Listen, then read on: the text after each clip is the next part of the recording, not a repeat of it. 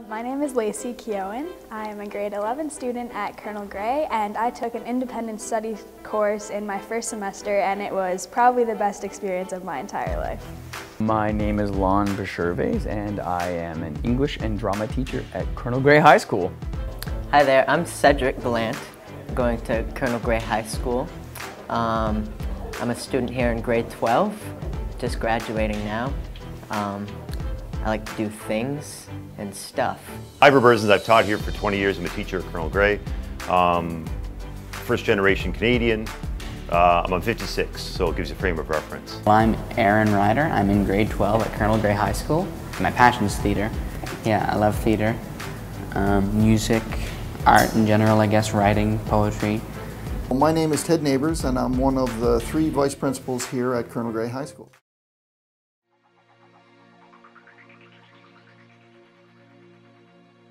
They call us lazy. They call us unexperienced. They call us boring. They call us a generation born with technology. They call us Generation Z. What is Generation Z? I guess it's just the age group that I'm in, my generation, but I don't really like everyone being classified into different groups because I feel like we're all still we're all living in the same time, so I think we should just be called people, not classified.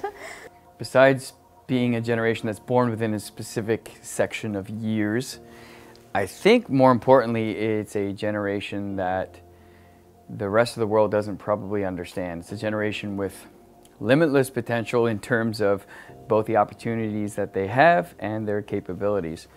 I think once the world figures out how amazing that they are, we're going to be pretty surprised at what they're able to produce. I think it's difficult to create a blanket statement for a generation. I think that's not fair, and I don't think any other generations would like that as well. I mean, certainly I think technology has made life easier. The Generation Z would be the young people, the young students of the age group that we teach here at the school. I didn't know till Maudie told me, but I figured it was after Generation X. But obviously it's the current youth right now that I guess I presently teach in high school, and maybe the young adults. I think for the most part, adults think that we are pretty lazy and unmotivated. We don't do anything, we don't care about anything. I feel like that's what most people think, but I really disagree with that. But that's definitely what people think. I think part of the irony in thinking about older generations and younger generations is that younger generations are really a product of the older generation. So if anyone was my age was to diss students of current day saying, oh, they can't communicate, they're always on their phones, all they do is play video games. Well, they're a byproduct of what was produced. So we're showing models of how we want students to behave and how we want them to interact with one another. So anyone who would say that the current generation of student, Gen Z, if that's what you want to call it, is anything less than awesome, the only person to be blamed is the previous generation. I think they think that we have it pretty easy. Maybe we do, but I think, yeah, they think that we have it pretty easy, and yeah, I think it's fair to say that they think we're lazy just because of how easy we have it. I think that they think that they're maybe a little bit naive, or a little bit shallow because we spend so much time on this instead of in the real world. I think a lot of the things we do are misunderstood and maybe misrecognized because we're doing things that nobody has done before. Although I do agree to a certain extent that the commonplace of human stuff is definitely different, whereas kids growing up nowadays have so much more technology, they have so much more things presented in front of them. But it's not their fault that those things are present from, so it seems kind of ignorant to say that kids these days are lazy after you give your kid an iPad when he's just like 4 years old and just leave him at that. In terms of the generation or the times, I guess, I think it's tough times to be a young person, to be a Generation Z person, because with all the, oh my God, the technology changes so quickly, and with all the social media, and with all of the interaction, the possibilities for interaction between kids and students and so on, just understanding this and working your way through that effectively and without getting hurt. We live in different times, and so it's I don't know that it's tougher to be a young person, but it's certainly challenging for sure. There's many things that are difficult to navigate through. I think my generation, like I said, I'm 56. I don't think I'm 56. I think I'm 25. No, but I think adults really don't get teens. I think a lot of times parents, their frame of reference is their child they're raising, and I think quite often, because I have two kids now who are 26 and 30, I think when I recall back on that time, I think your child and respectful interaction with the child isn't maybe really reflective of what a Generation Z person really is about. I think it's because maybe they're children, maybe your interaction sometimes is conflict, or maybe most of the time conflict, maybe perhaps they're pulling away a little bit for obvious reasons because they're becoming adults. I think they're really underrated. I think adults my age and my generation, I think really need to recognize that. I mean, they have tons of potential, and the kids I teach are half decent, awesome, hardworking kids. Sometimes they don't think as critically, sometimes they don't work as hard as we expect them to, but no different than when I was in high school. And I think people who look at them and go, oh, teens are doing this, teens are doing that, or young adults are doing that, don't really get it. I don't think they get it. And they need to come and they really interact with an individual and realize the potential they have and who they are as individuals. Frequently I get parents say to me, I don't know how you teach high school. And I say to them, no, it's awesome. I mean, some days it's a crappy gig, but most days it's one of the awesomest gigs I have. And it's because the students I teach, and whether they're Generation Z or not, and no offense, you know, again, I think there's lots of potential. The kids are half decent. I think they bring a lot to the table, and I think we give a broad general stripe. We give them a broad general paint stroke of they're all like this. Just like saying all truckers are fat, no offense to truckers. But you know what I mean? I think people need to lighten up. People need to really look at what they're doing and who they are. And maybe if they have an issue, maybe step up and offer them some help versus sit back and say, yeah, you lazy Generation Z, you're not good for anything. Because I think actions speak louder than words. I'm not going to say that I don't know anyone who plays video games all day, because I do. I'm not going to say that I don't know anyone who's completely lazy, or who wastes their time. But I could introduce you to some of the most ridiculously hardworking or most ridiculously accomplished young people you'll ever meet. James Tweel, who is one of my best friends in the world. He's awesome, but James Tweel and myself are not at all alike. James is the most mathematic, logical, straightforward thinking person. He's been accepted to one of the hardest university programs in the country, the biomedical engineering program. It's a 5-year co-op program at Waterloo University. He swims. He's one of the hardest working as far as academics. He's crazy smart, boggles my mind every day looking at his report cards and his essays, his craziness. And he's incredibly hardworking, but at the same time he's fun, and he's funny and caring. And then you talk about someone like Jenny Dunn, who I don't know if you're going to interview for this, but she's awesome as well. She's one of my best friends, and you look at her schedule, you're surprised that she ever gets home. You're surprised that she ever has a minute to sit down. I mean, she's blogging, or she's at dance class, or she's singing, or she's on student council. Both her and James are on student council. They're doing these things, and you know, people think that I'm busy, but you haven't met Jenny Dunn, because Jenny Dunn's everywhere at once, and she's still the nicest person I know. So those are just two in many examples that I could give of people who, you know, certainly break the stereotype of lazy, and those are two good examples, but I could give you 50 examples of kids that I've met who stand out from the crowd and who try and who risk it for the biscuit. You know, risk something in order to get good and to be the best.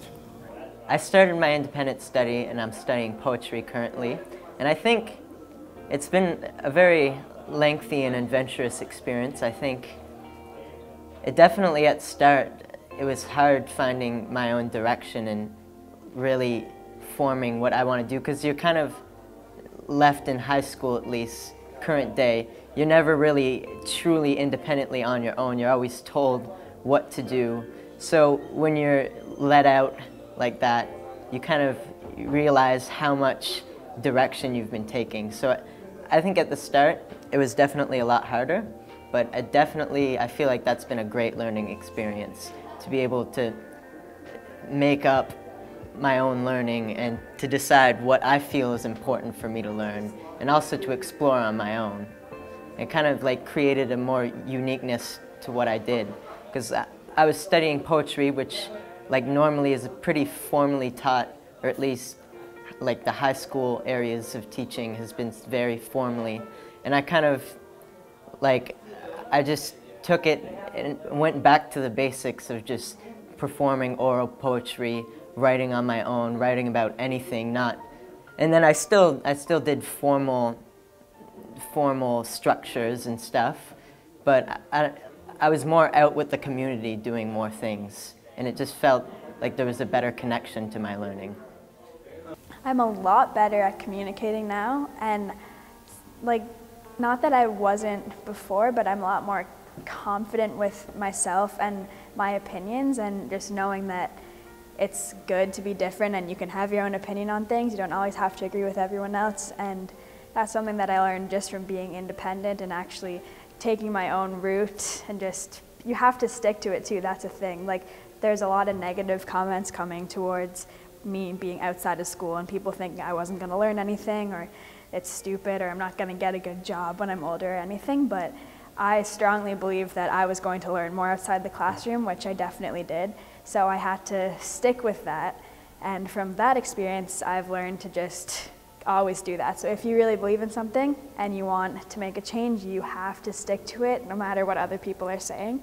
So that's a really big thing that I learned, which I'm able to put into play with something new. A new experience that I'm currently in is I just opened my own business about a month ago, teaching dance classes. So I've always wanted to do that, but I've always thought that I would have to wait until I was like 30, just because that's the normal thing. Like, you don't open a business when you're 17 and you're in school. Like, that's just not normal.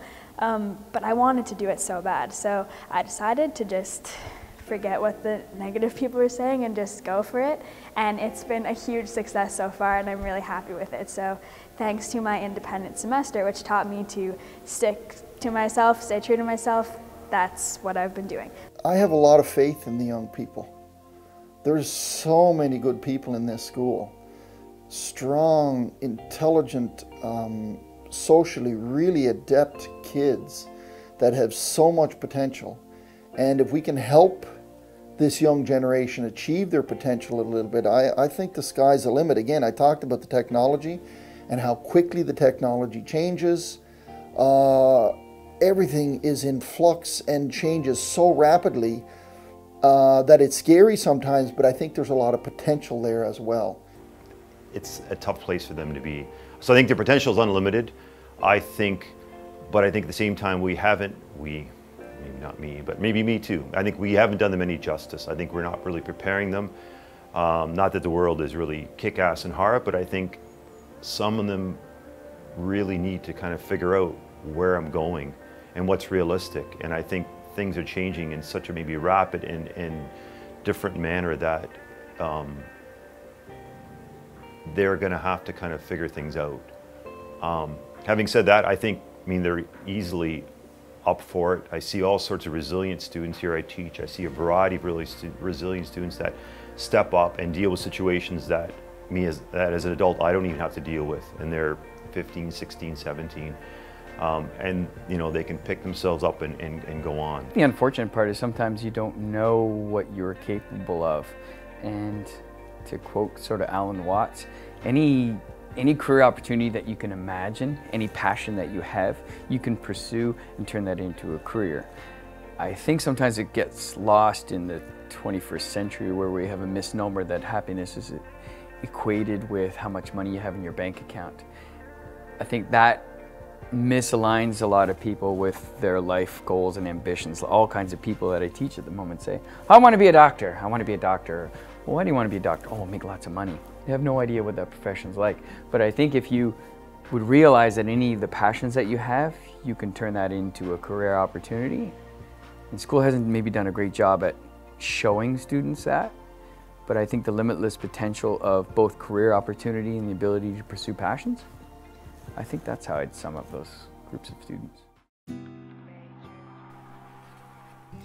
So yeah, you know, we don't do anything.